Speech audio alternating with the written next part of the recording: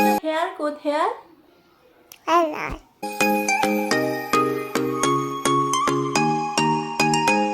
Everyone. Papa Pickles. Papa Pickles. Papa Kuda. Hello everyone. কেনে আছে আপোনালোক আশা কৰো সবেই ভালে আছে আৰু মই তেতিয়া আপোনালোক সকলোকে মোৰ আন এটা নতুন ভিডিঅ'লৈ স্বাগতম জনাইছো আজি ৰাতিপুৱাতে ভিডিঅ'টো ষ্টাৰ্ট কৰিলো ৰাতিপুৱা বুলি ক'বলৈ গ'লে 10টা বাজিলে আৰু ৰাতিপুৱা টোপনিৰ পৰা উঠি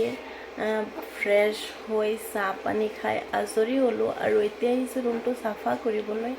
আৰু ভাবিলো এতিয়া ব্লগটো ষ্টাৰ্ট কৰো আৰু কি কৰো নকৰো শেয়াৰ কৰো আপোনালোকৰ লগত তেনেহ'লে ভিডিঅ'টো স্কিপ নকৰাকৈ চাই থাকক আৰু ইপিনে আমাৰ মিপচাই ডক্টৰ হৈছে আৰু ডক্টৰ হৈ তাই পেপা পিকক চেক কৰি আছে আৰু ইপিনে মই লৈ আহিছোঁ মেডিচিন মানে মিপচাৰ গাত অলপ স্কিনৰ প্ৰব্লেম দিছে যিহেতু ধূলি বালিত তাই খেলি থাকে চ' ডক্টৰ দেখুৱাইছোঁ আৰু ডক্টৰে মেডিচিন দিছে আৰু চাবোন দিছে এটা গা ধুৱাবলৈ আলহামদুলিল্লাহ এতিয়া অলপ আৰাম পাইছে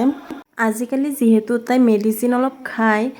চ' বেমাৰো আগতীয়াকৈ ভাল হৈ যায় আগতেতো তাইক মেডিচিন খোৱাটো বহুত টাফ আছিল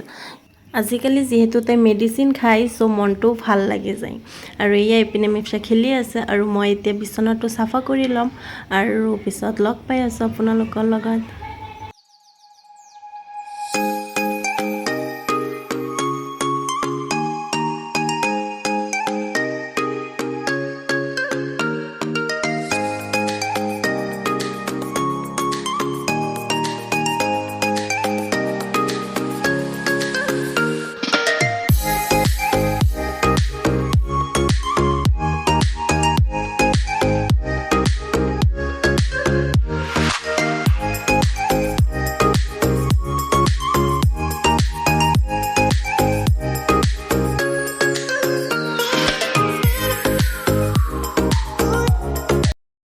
আৰু ইপিনে চাক বিচনাৰ কাষৰ ডয়াৰখন কি অৱস্থা কৰি থৈছে ঘৰত বেবী থাকিলেতো কথাই নাই এইবোৰ হৈয়েই থাকে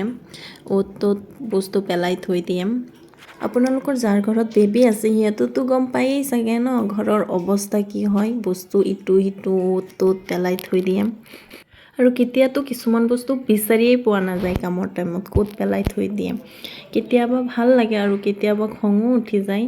কিন্তু উপায় নাই দিব লাগে সৰু ল'ৰা ছোৱালী যিহেতু ডাঙৰ হ'লেতো আৰু নকৰে চ' দিব লাগে আৰু সিহঁতক সিহঁতৰ মতেই খেলিব দিব লাগে আৰু ইপিনে মোৰ ঘৰ ঝাৰু দিয়াও হৈ গ'ল আৰু কেইটামান কাপোৰ আছে সেইকেইটা ধুব দিব লাগে ইপিনে দি দিছোঁ মেচিনত কাপোৰ ইপিনে ধোৱা হৈ থাকক আৰু মই এতিয়া যাম পাকঘৰলৈ আৰু ইপিনে পাকঘৰ আহি পালোঁ আৰু এতিয়া ভাত বহাম যিহেতু চাউল ধুই ইপিনে ভাতো বহাই দিছোঁ আৰু এতিয়া ফ্ৰিজত চাই আছোঁ কি আছে এই বক্সটো আকৌ আইচক্ৰীম নাভাবিব দেই ইয়াত কিন্তু মাছ আছে ইপিনে মাছ আছে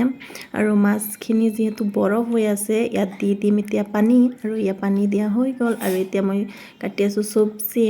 মাছৰ তৰকাৰী বনাবলৈ ইপিনে তৰকাৰী বহাই দিছোঁ আৰু ইপিনে ভাত বনোৱা হৈ গ'ল আৰু ইপিনে তৰকাৰী হৈ আছে আৰু মই ইয়াত বহি আছোঁ আৰু আজি আপোনালোকৰ লগত শ্বেয়াৰ কৰিম এটা ৰেচিপি বেঙেনাৰ অমলেট বহুতেই খাইছে চাগে নহয় জানো মই আজি বনাই আছোঁ চ' ভাবিলোঁ আপোনালোকৰ লগত শ্বেয়াৰ কৰোঁ চ' ভিডিঅ'টো স্কিপ নকৰাকৈ চাই থাকক আৰু কেনেকুৱা পায় কমেণ্ট বক্সত জনাব আৰু মোৰ মাছৰ তৰকাৰীখিনি হৈ গ'ল আৰু এইখিনি এটা বাটিত উঠাই লৈছোঁ আৰু এইখিনি ডাকনিৰে ডাকি থৈ দিম এনেকৈ আৰু এতিয়া যাম মই মিপচাক গা ধুৱাবলৈ যিহেতু 12টা বাজি গ'ল আৰু তাইক গা ধুৱাব লাগিব আৰু গা ধুৱাই আহি লগ পাই আছোঁ আৰু ইপিনে মই বিচনাৰ ওপৰত মিপচাৰ কাপোৰ আৰু ক্ৰীম থৈ দিছোঁ মিপচাৰ হেয়াৰ ক'ত হেয়াৰ নাই ক'ত গ'ল নোজ কোনটো তোমাৰ নোজ টিপ good lips eyes good oh তোমাৰ হেয়াৰ ক'ত নাই আহা তেল দি দিওঁ হেয়াৰ আহি যাব আহা তেল দি দিওঁ হেয়াৰ আহি যাব জলদি তেল দি দিওঁ হিয়াৰ আহি যাব মিফচাও ৰেডি হৈ গ'ল আৰু এতিয়া দি দিম তাইক ভাত যিহেতু গা ধুই আহিছে আৰু ইপিনে এয়া দি দিছোঁ ভাত মিফচা ভাত নিজেই খায় মানে মই খুৱাই নিদিওঁ চব বস্তু তাই নিজে নিজে খাবলৈ শিকাইছোঁ কাৰণ নিজ হাতে খোৱাৰ মজাই বেলেগ নহয় জানো এইপিনে কাপোৰ ধোৱাও হৈ গ'ল আৰু এইখিনি মই চব উঠাই লৈছোঁ আৰু এইখিনি দি দিম এতিয়া ৰ'দত শুকাবলৈ আৰু এইপিনে চাওক মিফচা মোৰ পিছে পিছে দৌৰি আছে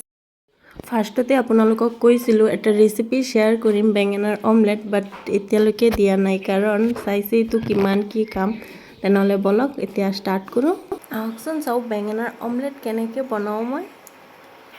আৰু এয়া বেঙেনা এটা লৈ লৈছোঁ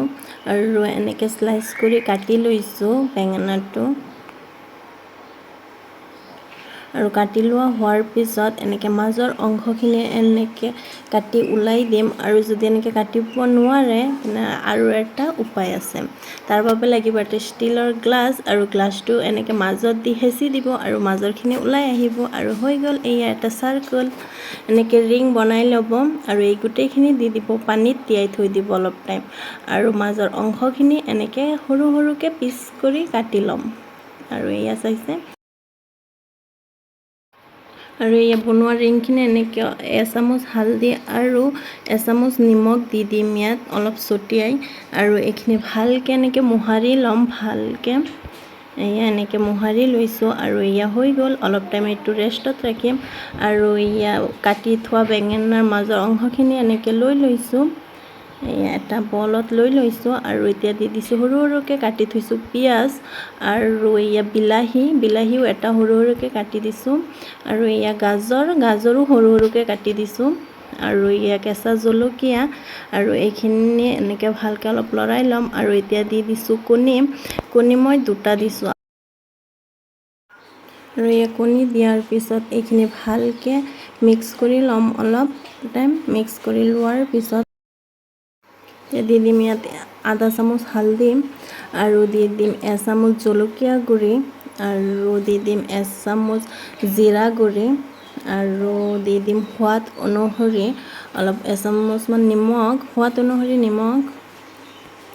দি এইখিনি আৰু দি দিম দুচামুচমান চাউলৰ গুড়ি দি এতিয়া এইখিনি ভালকৈ মিক্স কৰি ল'ম এনেকৈ ভালকৈ মিক্স কৰি ল'ব লাগিব এইখিনি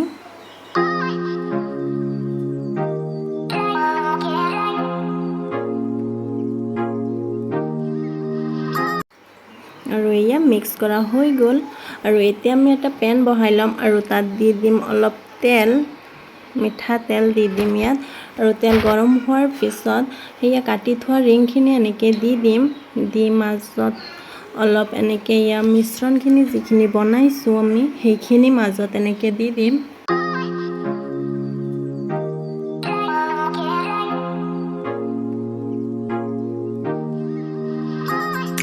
আৰু মিশ্ৰণখিনি দিয়াৰ পিছত 10 মিনিটমান এনেকৈ ল' ফ্লেমত ঢাকনিৰে ঢাকি থৈ দিম আৰু এয়া আমাৰ 10 মিনিট হৈ গ'ল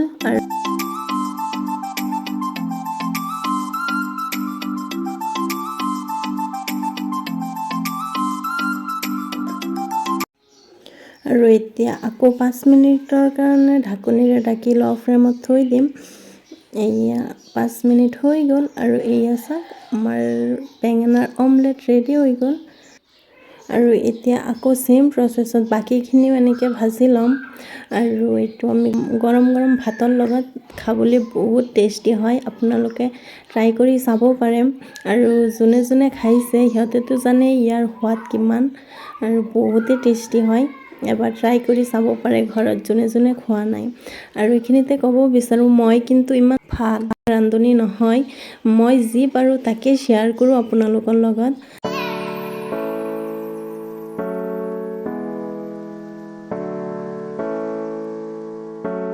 আশা কৰোঁ ভিডিঅ'টো ভাল পাব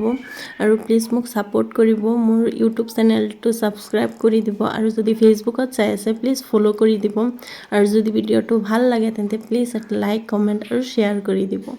আজিলৈ এইখিনি পুনৰ লগ পাম বেলেগ এটা ভিডিঅ'লৈ বাই বাই আল্লাহ হাফিজ